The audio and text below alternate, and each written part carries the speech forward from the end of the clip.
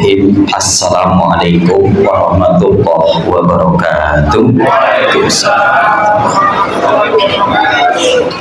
Alhamdulillahilladzi bi ni'matihi tatimmus shalihat. Walhamdulillahirabbil alamin wa bihi nasta'inu ala umurid dunya waddin. Wassalatu wassalamu ala asyrafil anbiya'i wal mursalin habibina Muhammadin wa ala alihi wa ashabihi wa man tabi'ahum bi ihsanin ila yaumiddin. Yaqulullahu ta'ala ya ayyuhalladzina amanu taqullaha haqqa tuqatih wa la tamutunna illa wa antum muslimun. Faqala Rasul sallallahu alaihi wasallam ittaqillaha haitsuma kunta wa abi sayyatal hasanata tambuha wa khaliqin nas bi khuluqin hasanin. Faqala talabul ilmi faridatun ala kulli muslimin. Masa muslimin, Bapak Ibu hadirin jamaah majelis ilmu, majelis taklim markas dakwah rahimakumullah. Alhamdulillah, bersyukur kita kehadiran Allah Subhanahu wa taala atas segala limpahan nikmat, taufik serta hidayahnya, sehingga di kesempatan malam hari ini Allah mudahkan untuk kita hadir di tempat yang mulia ini, tempat yang di dalamnya dikaji kalamullah Al-Quran, baik bagi kelas mereka yang masih untuk belajar membaca Al-Quran atau kelas yang sudah sampai pada menghafal Al-Quran. Ya, mudah-mudahan dengan beradanya kita di tempat yang baik ini untuk mengkaji kebaikan bersama dengan orang-orang yang baik, insya Allah, maka Allah akan selalu berikan kebaikan kepada kita di dunia dan akhirat. Salawat dan salam semoga tercurah atas Nabi kita Muhammad sallallahu alaihi wasallam, pada keluarga beliau, para sahabatnya, tabi'in, tabi'ut tabi'in, dan orang senantiasa komitmen dalam jalan sunnah beliau sampai datangnya hari kiamat kelak. Allahumma la sahla illa ma ja'altahu sahla wa anta taj'alul hazna idza syi'ta sahla. Kaum muslimin, Bapak Ibu rahimakumullah, kembali ya kita untuk bermajlis bersama, dan ini di pekan yang kelima ya. Sebagaimana biasa, Ana untuk mengkaji di dua materi ya, kaitan tentang masalah keluarga dan tentang tazkiyatun nufus ya. Di malam hari ini insya Allah kita akan mengkaji terkait dengan tazkiyatun nufus, berbicara terkait tentang ciri hati yang berserah ya.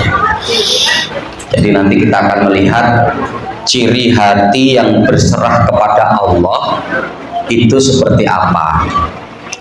Sebetulnya kita pun mengangkat tema terkait dengan tematik ya, karena sebetulnya kita untuk tazkiyatun nufus masih pembahasan tentang perusak hati ya. Tapi ini ada kaitannya kita untuk persiapan di Idul Adha ya, maka kita untuk mengkaji kajian ini ya. Masalah muslimin, Bapak Ibu rahimakumullah, sering kita ulang ya, pentingnya kita untuk mendidik hati kita, membina hati kita, karena minimal ada dua alasan. Yang pertama, hati itu sebagai raja ya, sedangkan anggota badan itu hanya sebagai a'dha'nya, sebagai anggota, sebagai ya bawahan raja. Maka bagaimana nanti a'dha' itu tergantung kondisi raja, berarti tergantung dalam kondisi hati.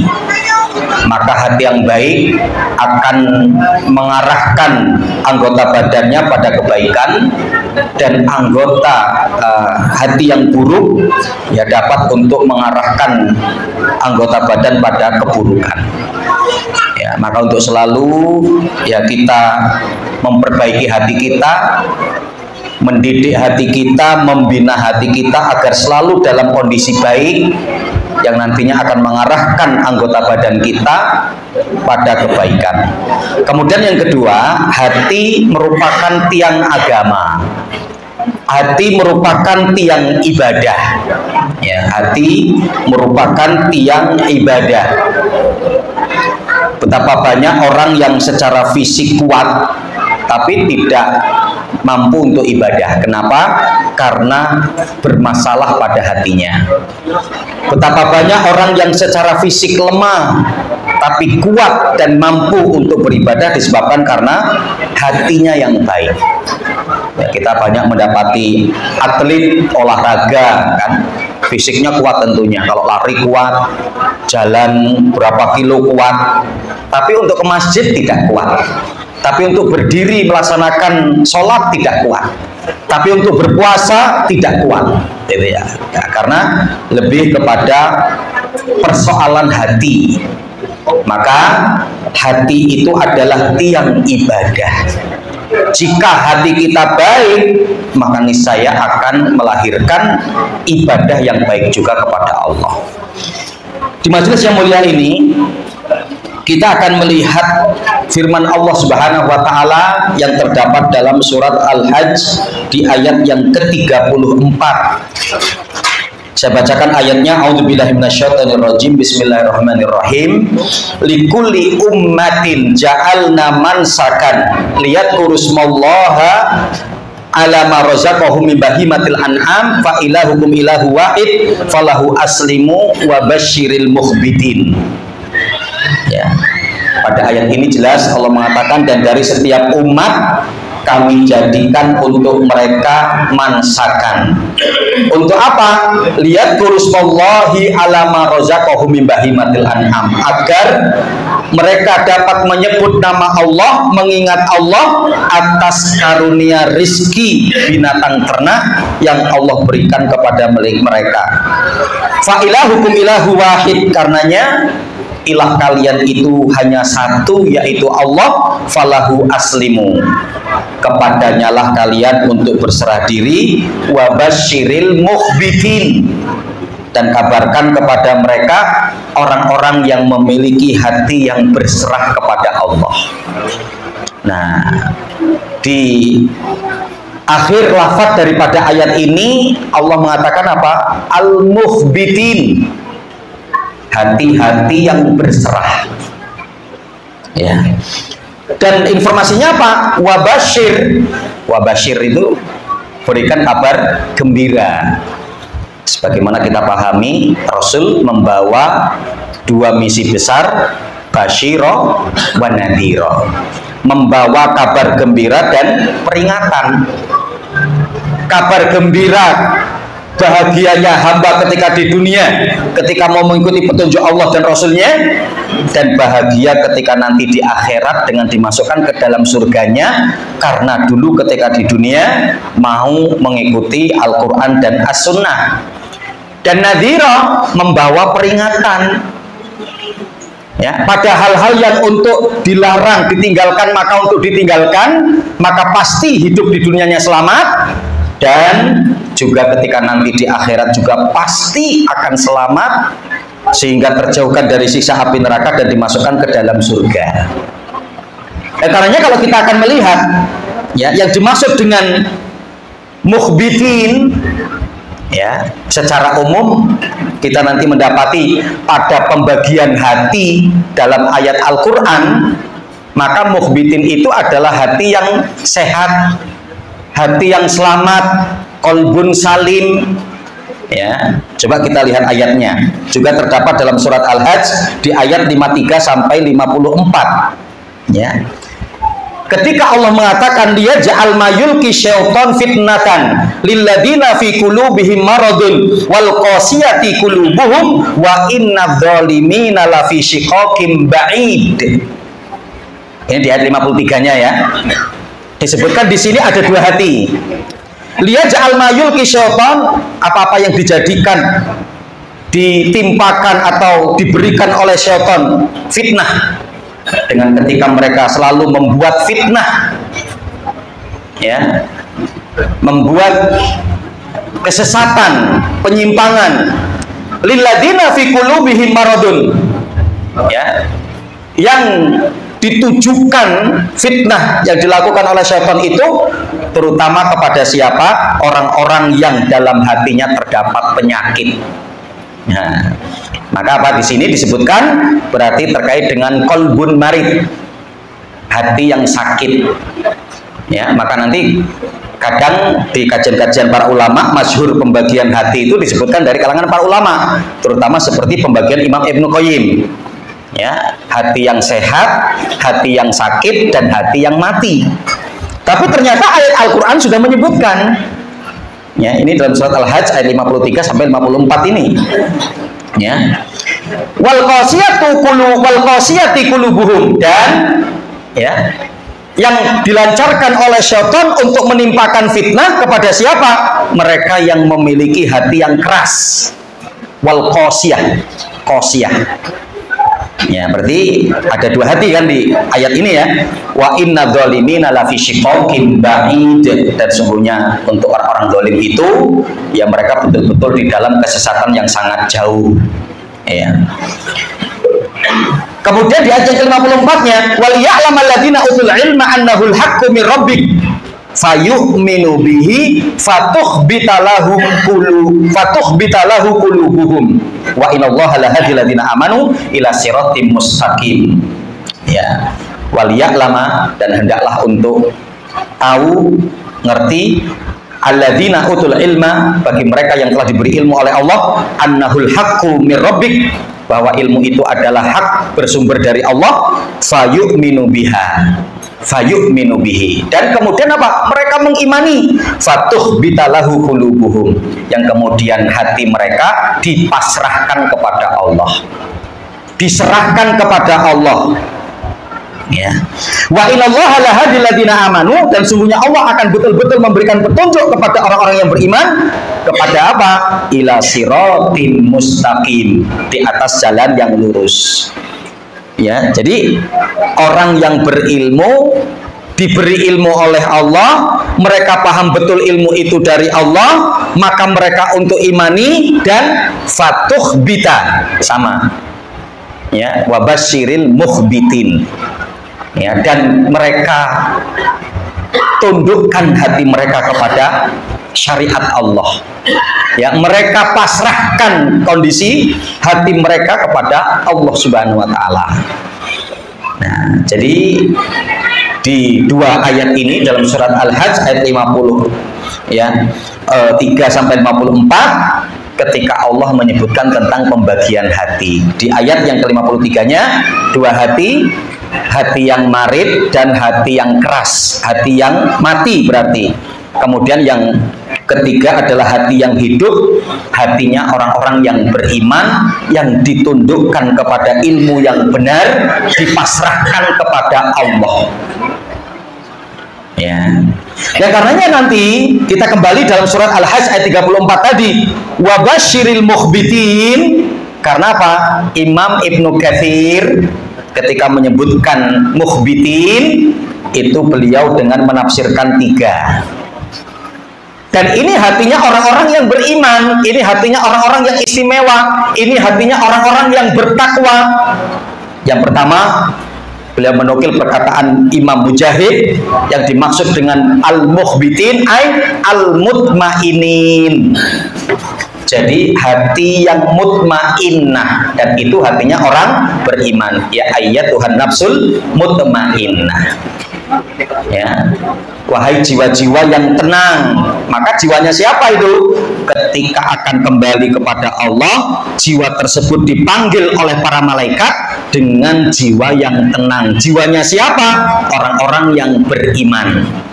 Maka Imam Mujahid mengatakan al-mukhbitin ay al-mutmainin. Jadi orang-orang yang memiliki hati yang mutmainnah, hati-hati yang tenang, hati-hati yang tentram, hati-hati yang nyaman. Itu siapa? Orang-orang yang beriman. Kemudian yang kedua disampaikan oleh Ad-Dhahhak dan Qatadah, yang dimaksud dengan al-mukhbitin itu adalah hati yang apa? Al-mutawaddi'in, hati yang tawadhu. Ya, hati yang tawadhu ya berarti sama. Hati yang berpasrah kepada Allah, hati yang taslim, ya, hati yang mau menerima kebenaran, hati yang rendah hati, gitu ya. Karena seperti yang disampaikan oleh Syekh Dr. Amru Khalid kan, ketika beliau mengkaji tentang akhlak seorang mukmin terkait dengan akhlak terpuji itu tawadhu, beliau kan nggak memberikan definisi ya. Tapi apa? Beliau dengan mendefinisikan tawadhu itu lawan dari sombong. Karena sombong itu ada definisinya dari Rasulullah. Di dalam Imam Ahmad kan Rasul mengatakan yang dimaksud dengan kiber itu adalah batarul haq wa ghamtun nas. Ketika adanya seseorang yang menolak kebenaran dan meremehkan orang lain, maka itu sombong. Nah, berarti apa? Tawadhu atau orang yang memiliki hati mutawadhiin, hati yang tawadhu itu berarti hati yang siap menerima kebenaran dan hati yang baik dengan orang lain. Orang yang mau menghargai orang lain. Itu. Ya, karena berarti Dr. Amru Khalid lebih mengatakan ya tawadhu itu lawan dari kiber. Yang kiber itu dengan dua ciri, menolak kebenaran dan meremehkan orang lain. Maka tawadhu itu berarti apa? Siap menerima kebenaran dan menghargai orang lain. Nah, maka di sini dikatakan oleh Ad-Duhaq, begitu juga Imam Qatadah, bahwa yang dimaksud dengan mukhbitin itu adalah hati yang mutawaddiin. Jadi hati yang berserah kepada Allah, hati yang tawadhu, hati yang baik, hati yang istimewa. Ya. Kemudian yang ketiga, Imam Ibnu Katsir menukil perkataan As-Sadi, yang dimaksud dengan mukhbitin itu adalah al-wajilin. Al-wajilin itu apa? Wajilat qulubuhum. Nah, seperti surah Al-Anfal ya. Innamal mu'minuna alladzina idza dzukirallah wajilat qulubuhum. Sesungguhnya orang-orang yang beriman itu apabila disebut nama Allah maka akan bergetarlah hatinya. Imam Ibnu Katsir yang mengatakan yang dimaksud dengan wajilat qulubuhum ai khafat, menjadikan hatinya takut kepada Allah. Nah, ini hatinya siapa juga? Hatinya orang mukmin. Ya, berarti apa? Al-mukhbitin itu hatinya siapa? Hatinya seorang mukmin. Hati yang seperti apa? Yang takut kepada Allah. Ya. Nah, nanti kita akan melihat di dalam surat Al-Hajj ayat yang ke-34 ini Allah sudah menyebutkan 3 ciri yang sehingga Allah mengatakan kabarkan gembira kepada orang yang memiliki 3 ciri ini bahwa hatinya dalam kondisi mukhbitin. Ya, baik nanti mau kita terjemahkan tadi ya. Ya, kita mau terjemahkan mutmainin, ya hati yang tenang, atau mau kita terjemahkan sebagai mutawadhiin, hati yang tawadhu, atau akan kita terjemahkan juga menjadi hati yang wajilin, hati yang selalu takut kepada Allah. Kalau kita melihat pada ayat ini ada 3 ya ciri ya daripada hati yang berserah kepada Allah, ya hati yang istimewa, hati yang baik, ya yang masuk dalam kategori qalbun salim, hati yang selamat, qalbun sehat, hati yang sehat. Yang pertama, Allah mengatakan walikulli ummatin ja'alna mansakan liyadhkuru smallaha ala ma razaqahum min bahimatil an'am. Secara keumuman adalah mereka orang-orang yang siap untuk mengeluarkan sebagian hartanya untuk disedekahkan di jalan Allah, bil khususnya pada ayat ini disebutkan dengan sedekah kurban. Karena para ahli tafsir mengatakan yang dimaksudkan mansakan ya minimal ada 2 arti kan. Walikuli ummatin ja'alna mansakan, dari setiap umat kami jadikan pada mereka itu adanya mansakan. Ada yang mengartikan sebagai idan. Jadi dari setiap umat kami jadikan untuk mereka adanya id. Maka umat-umat terdahulu mereka memiliki hari raya idan, mansakan ai idan. Tapi mayoritas para ulama mengatakan yang dimaksud dengan mansakan adalah ai dzabhan, yaitu apa? Sesembelihan. Jadi dari setiap umat kami jadikan pada mereka adanya ibadah sesembelihan. Untuk apa? Agar mereka ingat kepada Allah, agar mereka menyebut nama Allah, karena secara otomatis ketika menyembelih itu dengan menyebut nama Allah. Bismillahi Allahu Akbar. Minimal itu. Kalau Imam Abu Bakar Jabir Al-Jazairi menambahkan Bismillahi Allahu Akbar, Allahumma hadza minka walaka ani dari saya kalau kita sendiri yang motong. Tapi kalau kita motongkan untuk kita dan teman-teman kita, ani wa siapa? Sebutkan. Tapi kalau kita untuk memotongkan punya orang lain, ya an. Ya, Bismillahi Allahu Akbar, Allahumma hadza minka walaka an. Sebutkan siapa namanya, baru disembelih. Ya. Nah, ikhwan fillah rahimakumullah, jadi jelas ya bahwa setiap umat adanya ibadah sesembelihan. Yang nanti Imam Ibnu Katsir pun mengatakan agar untuk apa? Kita sadar betul bahwa ibadah sesembelihan itu pada hakikatnya bukan sesuatu yang berat. Kenapa? Karena umat yang lain pun mereka adanya beban untuk berkurban juga.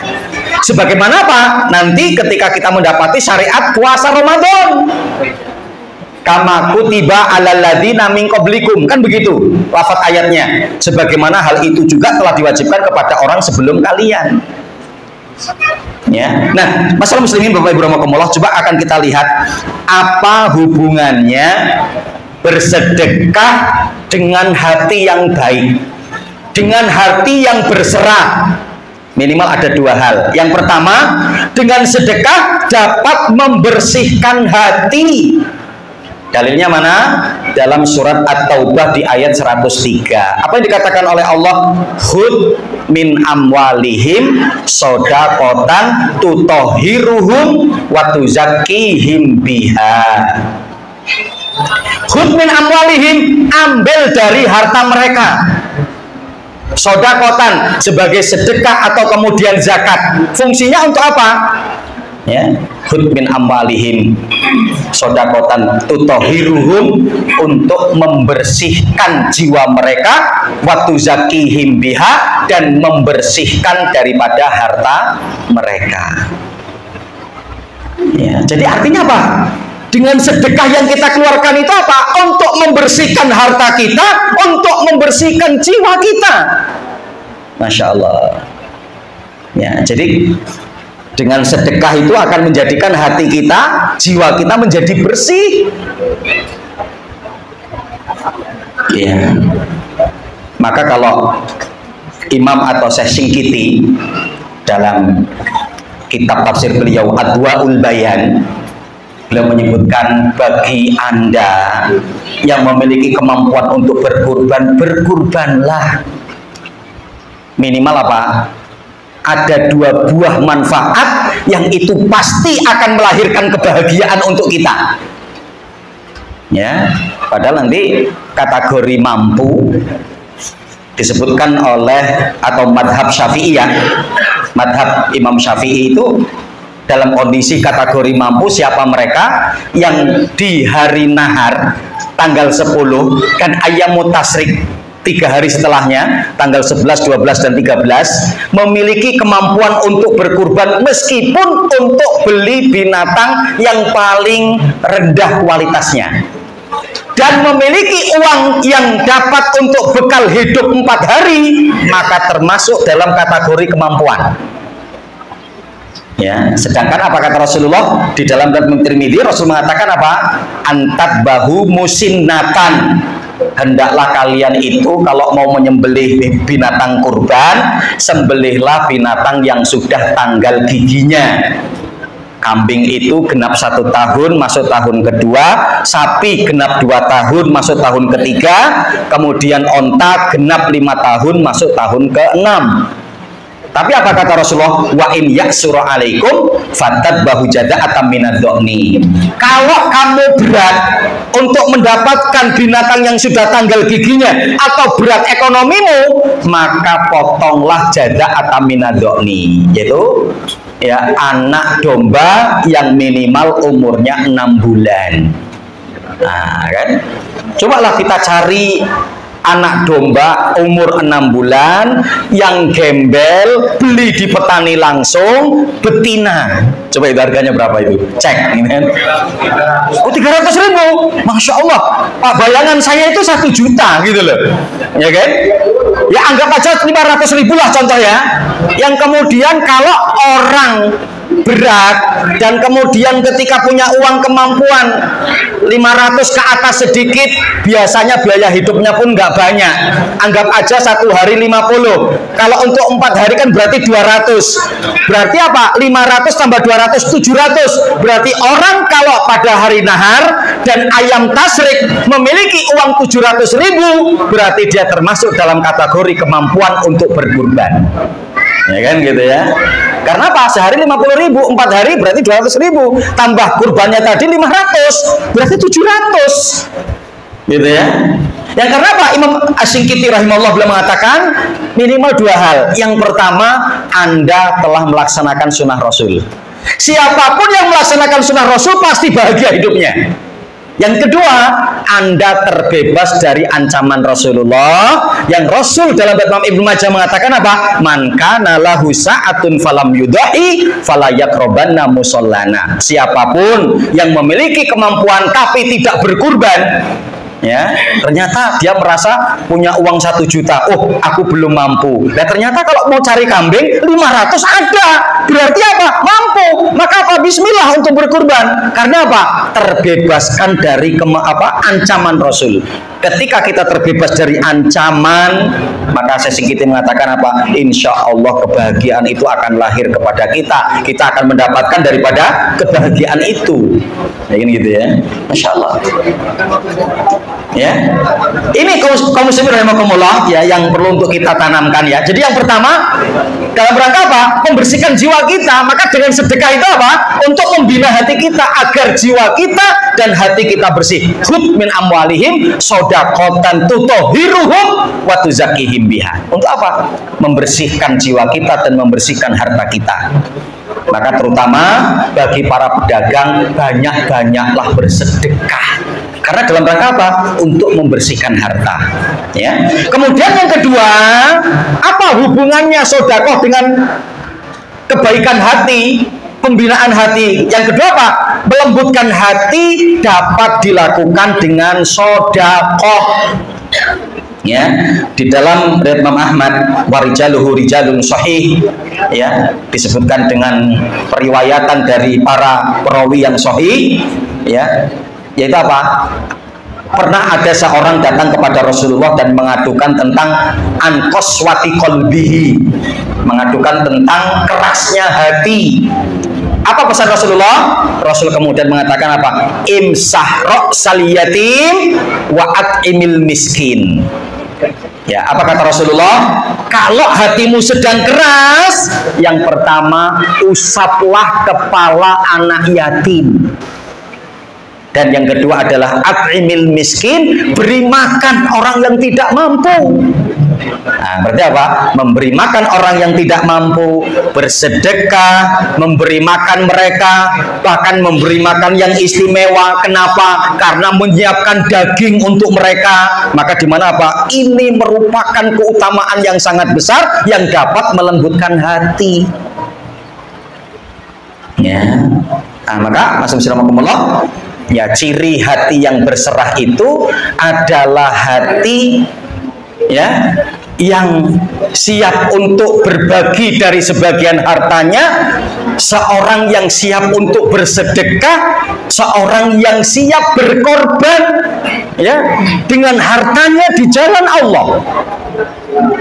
Ya. Sekitar mungkin 1 bulan yang lalu, apa belum nyampe ya, kami rombongan para asatid 1 mobil itu kita ziarah ke orang-orang soleh di Jawa. Ada salah satu ustadz yang, ya, insya Allah ustadz yang soleh ya, dan ketika kita di situ tercas kembali semangat dalam dakwah, selamat dalam iqamatuddin, yang beliau memesankan, siapapun yang memegang lembaga dakwah, siapapun yang memegang lembaga pendidikan, Perhatikan surat Al-Hujurat di ayat yang ke-15, tujuannya ya dua itu. Ya, innamal mu'minuna alladzina amanu billahi wa rasulihi tsumma lam yartabu wa jahadu bi amwalihim wa anfusihim fi sabilillah. Ya, jadi hendaklah fokus pada tujuannya itu cuma dua, kita membina umat ini. Baik membina umat dalam dakwah am, dakwah umum, atau membina umat dalam dakwah pendidikan. Untuk menjadikan umat agar apa? Yang pertama, siap menjadi orang yang dermawan sehingga berjihad dengan hartanya, dan yang kedua adalah jihad dengan jiwanya. Gitu kan? Ayo kita ada gotong royong, siap. Jiwa dan waktu saya siap. Ya kan gitu ya? Ayo kita ada keperluan ini, siap. Ayo kita untuk bisa membantu mungkin membersihkan masjid, siap. Ayo, waktu dan jiwa kita. Dan yang pertama apa? Bi amwalihim. Karena yang bisa menyelamatkan din nanti cuma dua orang ini, yang siap berkorban dengan hartanya dan siap berkorban dengan jiwanya. Dan kita akan banyak mendapati ayat yang selalu didepankan harta daripada jiwa. Yang untuk apa? Orang kalau berkorban dengan hartanya saja berat, apalagi dengan jiwanya. Maka ikhwan fillah, Masya Allah. Jadi mari, gitu kan?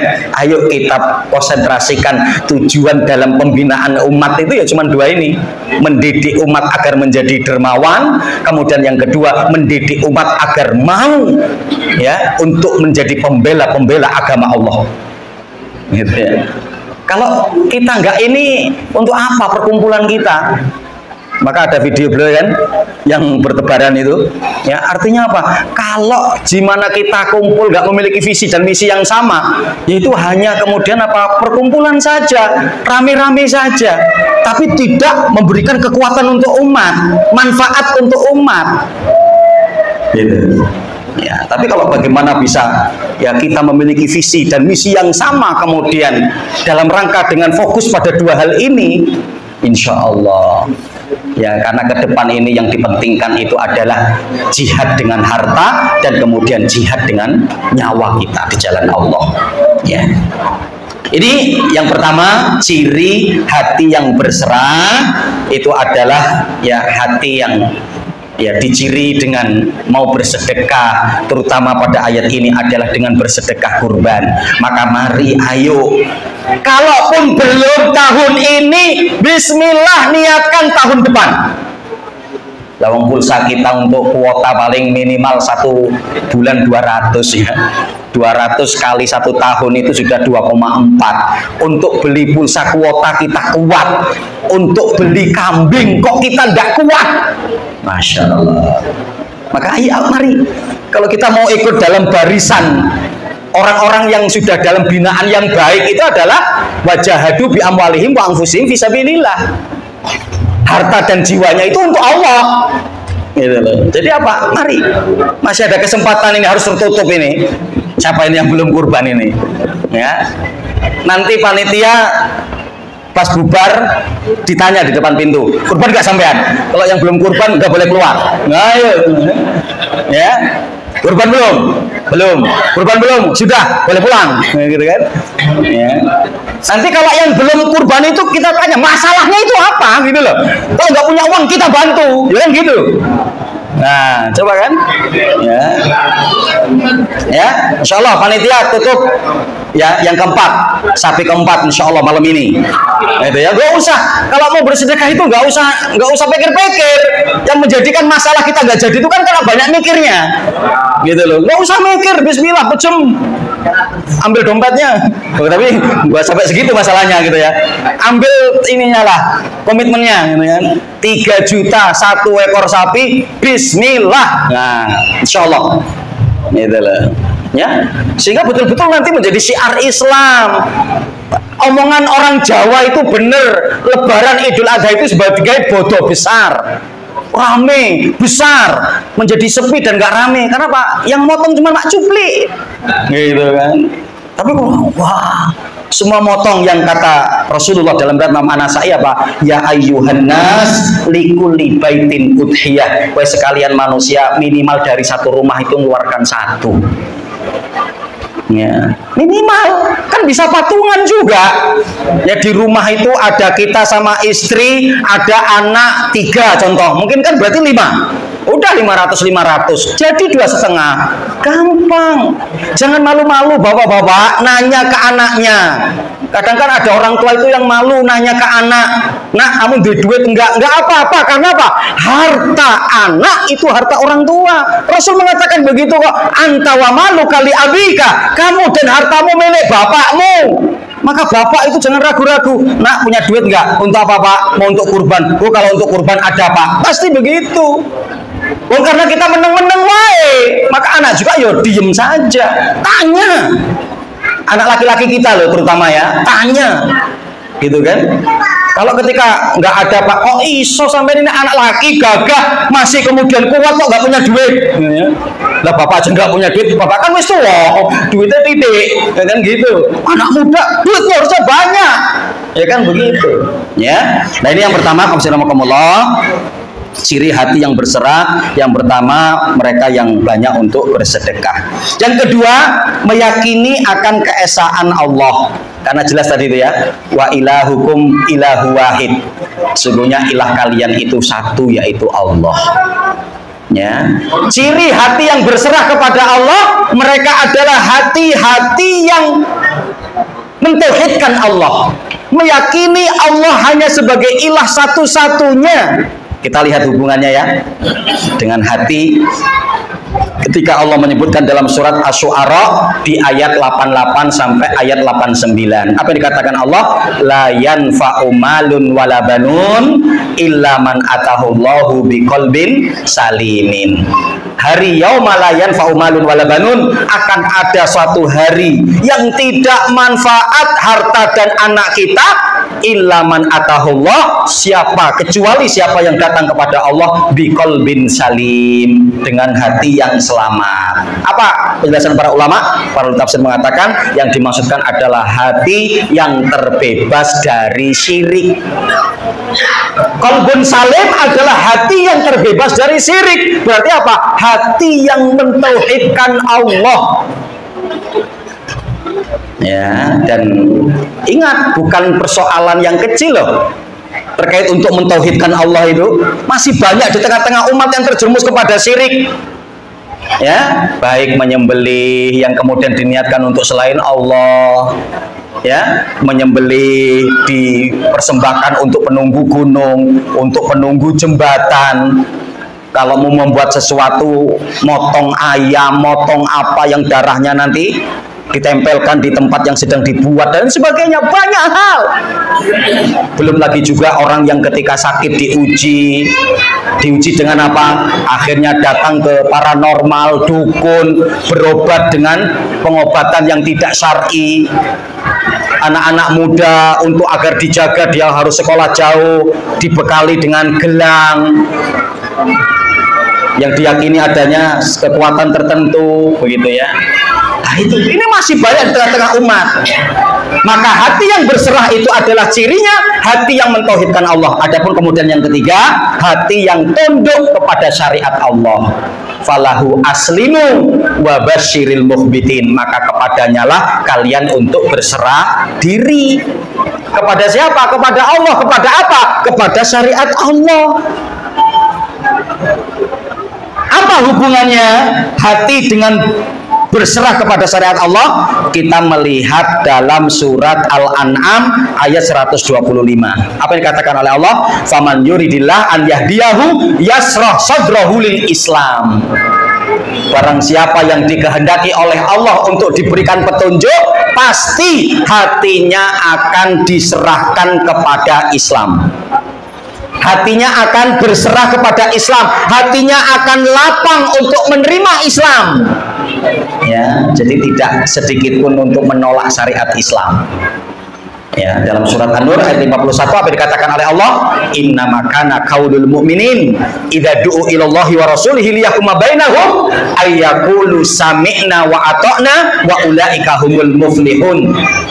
Sesungguhnya ucapan yang akan keluar dari lisan orang-orang yang beriman ketika diajak agar hanya Allah dan Rasulnya sebagai penentu hukum di antara mereka, mereka akan mengatakan sami'na wa ata'na, kami mendengar dan taat secara totalitas, tidak menolak satu ayat pun.